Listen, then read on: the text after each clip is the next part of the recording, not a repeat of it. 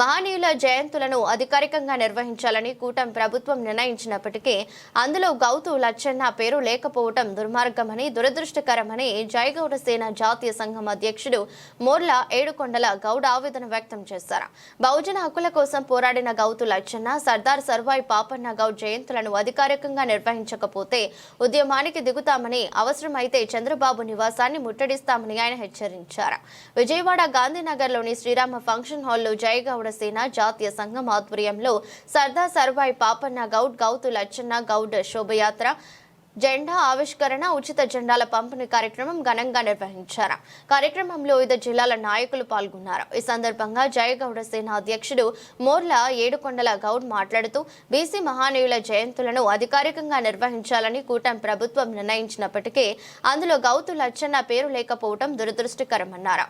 August 16న జరగనున్న గౌతు లచ్చన్న జయంతిని ప్రభుత్వం అధికారికంగా జరపాలని డిమాండ్ చేశారు. జగ్గైపేటకు చెందిన సర్దార్ సర్వాయి పాపన్న గౌడ్ వలస వెళ్లి వరంగల్లో బహుజన హక్కుల కోసం పోరాడిన సంగతిని గుర్తు చేస్తూ తెలంగాణ ప్రభుత్వం ఆయన జయంతిని అధికారికంగా నిర్వహిస్తుందని తెలిపారు. ఆంధ్రప్రదేశ్ ప్రభుత్వం కూడా అదేవిధంగా సర్దార్ పాపన్న గౌడ్ జయంతిని జరపాలని కోరారు. ప్రభుత్వం మహనీయుల జయంతి కార్యక్రమాలను అధికారికంగా నిర్వహించకపోతే ఉద్యమానికి దిగుతామని, అవసరమైతే చంద్రబాబు నివాసాన్ని ముట్టడిస్తామని ఆయన హెచ్చరించారు.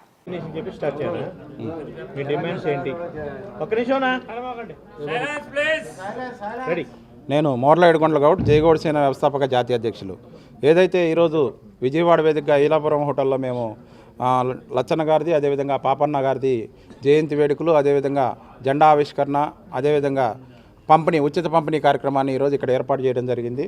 ఈ కార్యక్రమంలో మెయిన్ మోటివ్ ఏంటంటే, ఏదైతే ప్రభుత్వం ఆంధ్రప్రదేశ్ కూటమి ప్రభుత్వము మొన్న బీసీ మహనీయుల జయంతి వేడుకలు ప్రకటించింది, అందులో లచ్చన్న గారి పేరు లేకపోవడం చాలా బాధాకరం. ఉద్యమాల సూర్యుడు సర్దార్ గౌతు లచ్చన్న. చెప్పాలంటే పాదయాత్రలకు పునాది వేసిన వ్యక్తి. పాదయాత్ర ఇవాళ ప్రతి ఒక్క పార్టీ పాదయాత్ర అని పేరు పెట్టుకొని తిరుగుతుంది. ఆ రోజుల్లోనే ఇచ్చాపురం నుంచి మద్రాసు వరకు రైతుల సమస్యల మీద పోరాటం చేసి పాదయాత్ర చేసిన ఏకైక నాయకుడు సర్దార్ గౌతు లచ్చన్న. అలాంటి గొప్ప నాయకుడిని మన ప్రభుత్వం విస్మరించడం చాలా సిగ్గుచేటు అని చెప్పేసి మేము తెలియజేస్తున్నాము. అయ్యా చంద్రబాబు నాయుడు గారు బహుజన వర్గాల నాయకుడు, బహుజన వర్గాల పోరాట చిహ్నం సర్దార్ గౌతు లచ్చన్న గారు. అలాంటి వ్యక్తి జయంతిని మీరు ఎందుకు గుర్తించలేదో, లేకపోతే వాళ్ళ కుటుంబ సభ్యులు మీ పార్టీకి ఊడిగం చేస్తున్నారని చెప్పేసి వదిలేశారో మాకు అర్థం కావట్లేదు. కానీ మా గౌడ కులానికి సిగ్గుసేటుగా అనిపిస్తుంది. గీత ఒప్పు కులాలందరినీ ఏకం చేసి జీవో నెంబర్ 16 తీసుకొచ్చిన గొప్ప వ్యక్తి సర్దార్ గౌతు లచ్చన్న గారు. ఆంధ్రప్రదేశ్ రాష్ట్రంలో ఆయన యొక్క జయంతిని ఇమీడియట్లీ ప్రభుత్వం అధికారికంగా గుర్తించాలి. రేపు ఆగస్టు 16వ తేదీన జరిగే జయంతి కార్యక్రమాలని ప్రభుత్వం అధికారికంగా నిర్వహించాలని చెప్పేసి జయగౌడ సేన జాతీయ సంఘం నుంచి డిమాండ్ చేస్తున్నాం. అదేవిధంగా సర్దార్ సర్వాయి పాపన్న గౌడ్ ఈ ప్రాంతానికి సంబంధించిన వ్యక్తి కాదని కొంతమంది అనుకుంటున్నారు. సర్దార్ సర్వాయి పాపన్న గౌడు ఉమ్మడి ఆంధ్రప్రదేశ్ రాష్ట్రంలో జగ్గాయిపేట పరిసర ప్రాంతానికి సంబంధించి అక్కడి నుంచి వలసపోయారు వాళ్ళ తాతలు ముత్తాతలు. అక్కడి నుంచి పోయి వరంగల్లో సెటిల్ అవ్వడం జరిగింది. వరంగల్లో వ్యాపారాల నిమిత్తం, ఆయన యొక్క కార్యకలాపాల నిమిత్తం సెటిల్ అవ్వడం జరిగింది.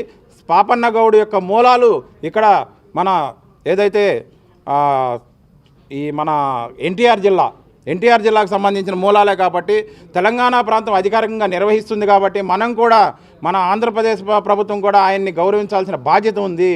కాబట్టి సర్దార్ సర్వాయి పాపన్న గౌడ్ని కూడా, గౌడ్ గారి యొక్క జయంతిని, వర్ధంతిని కూడా ప్రభుత్వం అధికారికంగా ఆగస్టు 18న జరిగే సర్దార్ సర్వాయి పాపన్న గౌడ్ గారి జయంతిని కూడా ప్రభుత్వం అధికారికంగా నిర్వహించాలని, ప్రకటించాలని చెప్పేసి జయగౌడ సేన జాతీయ సంఘం నుంచి డిమాండ్ చేస్తున్నాము.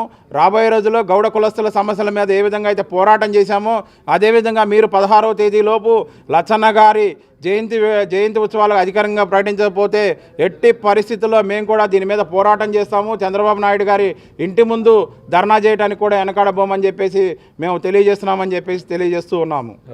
జై గౌడ.